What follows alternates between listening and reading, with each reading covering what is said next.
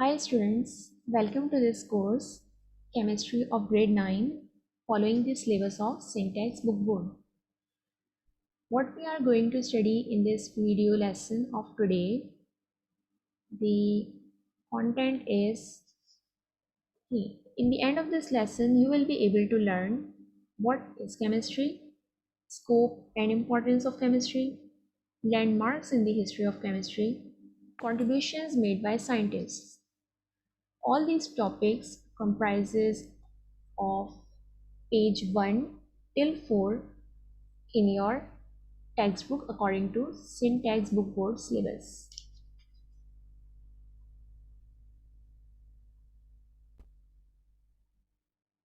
So, what is chemistry? जब हम बात करते हैं केमिस्ट्री को और जब बात आती है केमिस्ट्री को डिफाइन करने की, तो सबसे पहली डेफिनेशन जो हमारे माइंड में आती है वो केमिस्ट्री इज़ अ सब branch of science and we know that there are other branches of science and we have their names in junior classes like physics, mathematics, chemistry, and all these. So let's start with the definition of science. जब हम science की बात करते हैं तो what is basically science and why is there any need of studying science? Science को पढ़ने की क्या ज़रूरत है और साइंस बेसिकली है क्या? तो हम देखते हैं कि साइंस में हम हमेशा अपने हर सब्जेक्ट्स में फिज़िक्स हो, चाहे केमिस्ट्री हो या चाहे वो आपका कोई भी साइंस से रिलेटेड बायोलॉजी हो, ज़ूलॉजी हो या बॉटनी हो, इन तमाम सब्जेक्ट्स में हम बेसिकली जो स्टडी कर रहे होते हैं वो अपनी नेचर को, अपने सराउंडिंग्स को और अपने नेचर में ऑलरेडी एग्जिस्टिंग फिनोमिनास को स्टडी कर रहे होते हैं, राइट? तो we can define science as study of nature, but there's a question arises that is that study is regular common study or normal simple study? तो इसका जवाब है नहीं. Studies in science are not normal or common, or we cannot state anything randomly. Just like कोई भी आपसे अगर कोई बात शेयर करता है या कोई आपको कोई पीस ऑफ इंफॉर्मेशन देता है, कोई नॉलेज देता है, तो आप उससे ये क्वेश्चन करते हैं कि आपको ये कैसे पता चला. Then you go on the reasonings and the research behind that information कि अगर आपको कोई चीज़ पता चली है तो कैसे पता चली है, उसका सोर्स क्या है, वो आपने इंफॉर्मेशन कहाँ से एक्सट्रैक्ट की है और जिस इंसान से या जिस बंदे से आपको वो इंफॉर्मेशन मिली है क्या वो ऑथेंटिक है. सो ये सब चीज़ें आपकी इन्वॉल्व होती हैं एक साइंटिफिक स्टडी में. So you are critically thinking in science. तो हम कह सकते हैं अपनी डेफिनेशन को मज़ीद इम्प्रूव कर सकते हैं कि science is not just the study of nature, but science is the systematic study of nature, and that systematic study follows a certain pattern, and that pattern consists of observation. सबसे पहले हम कोई चीज़ observe करते हैं, उसकी base पे हम कोई हाइपोथेसिस ड्रॉ करते हैं, देन हम उसे इन्वेस्टिगेट करते हैं, we try to experiment, we try to test, we check, then we comes to conclusion and we draw some conclusion, we get some results, and on the basis of those results we form a theory or we give any statement. हम कोई statement उन तमाम process से गुजरने के बाद देते हैं. तो साइंस में अगर आप कोई भी स्टेटमेंट साइंस की बुक में कहीं पे भी लिखे हुए देखेंगे तो इसका मतलब है कि उसके पीछे एक पूरा प्रोसेस, कंप्लीट प्रोसेस हो चुका है, तब जाकर ये स्टेटमेंट आपके सामने आई है. तो साइंस में कोई भी डेफिनेशन, कोई भी लॉ, कोई भी प्रिंसिपल होता है, उसके पीछे पूरी एक्सपेरिमेंटेशन होती है, रिसर्च होती है और टेस्टिंग होती है, उसकी बेस पे हम कोई स्टेटमेंट दे सकते हैं. So chemistry, coming to chemistry, Chemistry is a branch of science, and this field and the scope of this field is basically study of matter. And we know that everything, we are surrounded by so many material things. हम अपने आसपास देखते हैं तो we all are surrounded by so much matter. हमारा घर, हर चीज़ जो exist करती है, हर चीज़ जो स्पेस ऑक्यूपाई करती है और वॉल्यूम रखती है, वो मैटर है. तो we are all surrounded by matter. इसका मतलब ये है कि केमिस्ट्री में आप सब कुछ अपनी सराउंडिंग्स के बारे में पढ़ेंगे. सो केमिस्ट्री की डेफिनेशन के 3 की पॉइंट्स हम कह सकते हैं कि होते हैं. First, study of structure, composition and properties of matter. Second, study of changes involved in matter. And third, principle governing those changes. So what did I just say? कि मैटर की कंपोजिशन, उसकी स्ट्रक्चर और उसकी properties पढ़ेंगे. Matter के अंदर, with in the matter क्या changes होते हैं. एंड यू नो दैट कि केमिस्ट्री, क्योंकि नाम से ही पता चल रहा है कि हम केमिकल चेंजेस की बात करेंगे, तो मैटर के अंदर होने वाले केमिकल चेंजेस को स्टडी करते हैं. और this is the fact that कोई भी चेंजेस जो इस यूनिवर्स में होते हैं या हमारे नेचर में होते हैं, दूस चेंजेस फॉलो सर्टेन पैटर्न और रूल्स. तो चेंजेस रैंडम नहीं होते, कोई भी चीज़ यूनिवर्स में रैंडम नहीं होती.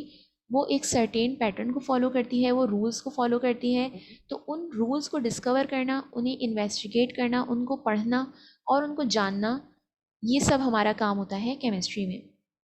तो इन 3 चीज़ों से मिलकर केमिस्ट्री बनती है. The main focus of the chemistry is matter. तो जब मैटर की, केमिस्ट्री के अंदर हमारा मेन फोकस मैटर है, तो देयर इज क्वेश्चन अराइजेस कि व्हाट्स मैटर देन.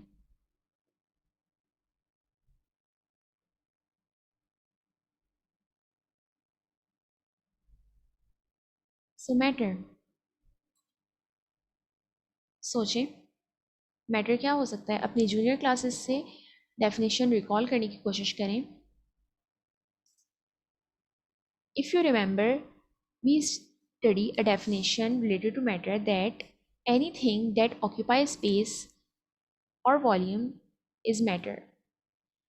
तो इसका मतलब ये है कि जहाँ पे कोई चीज़ जिसका वॉल्यूम ना हो और स्पेस ऑक्यूपाई ना करे, तो फिर वहाँ क्या हो. Should we call that space an empty space? And is universe made up of empty space? What do you think?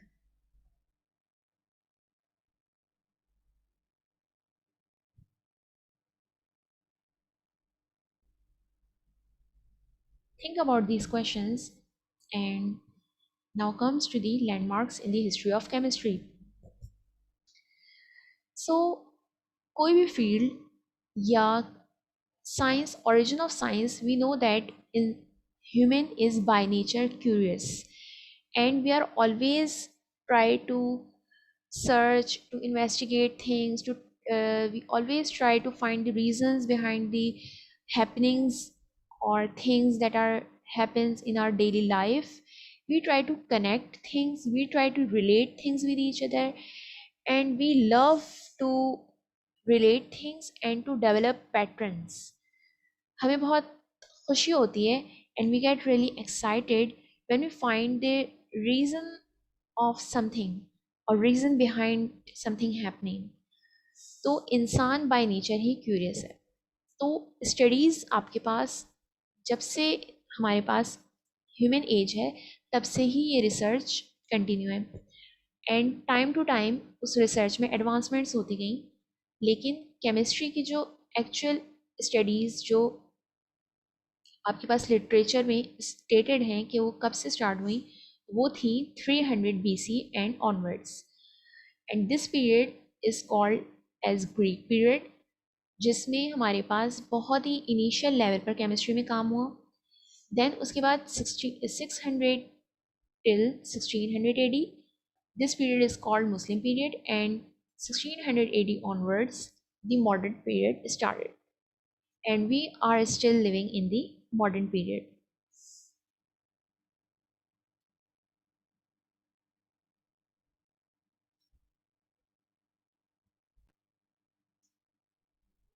So the Greek period comprises of Greek philosophers, and the renowned philosophers of that age are Plato, Aristotle, and Democritus, and their ages that they spent in this world is mentioned here. We can see 347 till 428 Plato and 322.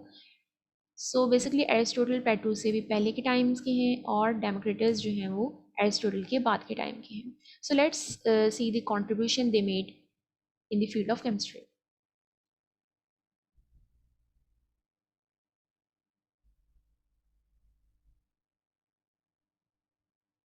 These are their contributions. Basically in the Greek period Greeks ने introduce करवाए elements, atoms and chemical reactions. क्योंकि chemistry के अंदर सबसे पहला concept हमारे पास आता है मैटर का, एंड मैटर आपके पास मिलके बना है एटम्स से, एलिमेंट्स से, और एलिमेंट्स कंबाइन होकर बनाते हैं केमिकल कंपाउंड्स. तो सबसे पहला इंट्रोडक्शन इस कॉन्सेप्ट का ग्रीक्स ने दिया कि there are atoms and are universe is made up of some small particles, or atoms are the basic or fundamental constituent of matter. Greeks के बाद ही थोड़ा सा एज जो फॉलो करती है वो रोमन्स की है, और उन्होंने केमिकल आर्ट्स इंट्रोड्यूस करवाए, उन्होंने मेटलर्जिकल प्रोसेसेस इंट्रोड्यूस करवाए और उसमें इम्प्रूवमेंट्स आई, and they introduce the enamelling of poetry.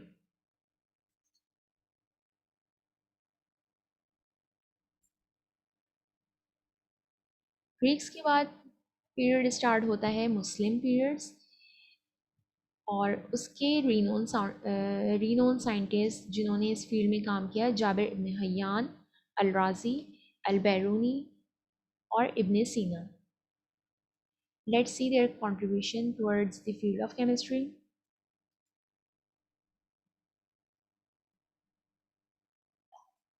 So in Muslim period scientific method and experimentation especially is introduced. सबसे पहले first they give the concept of experimentation. इससे पहले ग्रीक पीरियड में जो केमिस्ट्री पे काम हुआ वो था फिलोसफिकल बेस्ड. तो ग्रीक फिलोसफर्स जस्ट थ्योरीज और हाइपोथेसिस की फॉर्म में फिलोसफीज प्रेजेंट करते थे, और केमिस्ट्री में एक्सपेरिमेंट की बेस पे जो काम हुआ वो मुस्लिम पीरियड में आके हुआ. They discover various acids, alcohols and medicines उन्होंने discover की, because discovery is totally based on experiment. When we do experiment, we find new things. So in this era, सबसे पहले जो साइंटिस्ट रहे केमिस्ट जिन्हें फादर ऑफ अल्केमी कहा जाता है वो जाबिर इब्न हयान. इन्होंने hydrochloric acid, nitric acid and white light की प्रिपरेशन का मेथड इंट्रोड्यूस करवाया. इन्होंने extraction of metals from their ores, metal को उनकी ओर से किस तरह से एक्सट्रैक्ट किया जा सकता है, और क्लोथ्स को किस तरह से डाई करके डिफरेंट कलर्स दे सकते हैं, इसके मेथड्स उन्होंने इंट्रोड्यूस करवाए. देन अल राजी, he was a physician, chemist and philosopher. इन्होंने सबसे पहला काम तो ये किया कि ऑर्गेनिजम्स को लिविंग्स एंड नॉन लिविंग्स में डिस्ट्रीब्यूट किया. तो यहाँ से हमारे पास कॉन्सेप्ट आया कि there are two fields of studies. First one is for living origins and the second one is non living origins. इसी के साथ साथ ये सबसे पहले थे जिन्होंने एनेस्थेसिया के लिए ओपियम को इंट्रोड्यूस करवाया, और इन्होंने इथाइल अल्कोहल की फर्मेंटेशन प्रोसेस से इथाइल अल्कोहल को किस तरह से प्रिपेयर किया जा सकता है इसका प्रोसीजर इन्होंने इंट्रोड्यूस करवाया. Then Al-Biruni, he was a mathematician, physicist and historian. इन्होंने डिफरेंट सब्सटेंसेस की डेंसिटीज डिटरमाइन की, जिसने आगे जाकर केमिस्ट्री, फिजिक्स और डिफरेंट फील्ड्स में बहुत ही अहम किरदार अदा किया. Research of Muslim chemist led to the foundation of different substances. तो मुस्लिम केमिस्ट जितने भी थे उन सब की रिसर्च का फ़ायदा ये हुआ कि हमें बहुत सारे नए एलिमेंट्स और एटम्स पता चले, हमें बहुत सारे न्यू केमिकल्स मिले, और फिर उन केमिकल्स को हमने अपनी डेली लाइफ में for the well being of human society हमने यूज़ किया.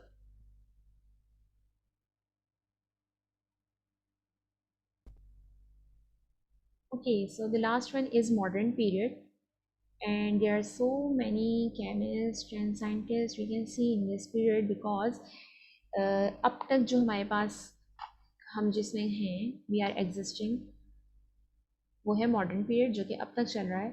सो बेसिक और स्टार्टिंग में जो साइंटिस्ट आए जिन्होंने कंट्रीब्यूट किया मॉडर्न पीरियड में, देवर रॉबर्ट बॉयल, जे ब्लैक, जे प्राइजले, कैवेंडिश, और इनमें से जिन्होंने मेन और बहुत अहम काम किए Avogadro, Rutherford, Niels Bohr, Marie Curie and Henri Becquerel. इन सब के बहुत ही इम्पॉर्टेंट और बहुत ही अहम कंट्रीब्यूशन है towards the field of chemistry.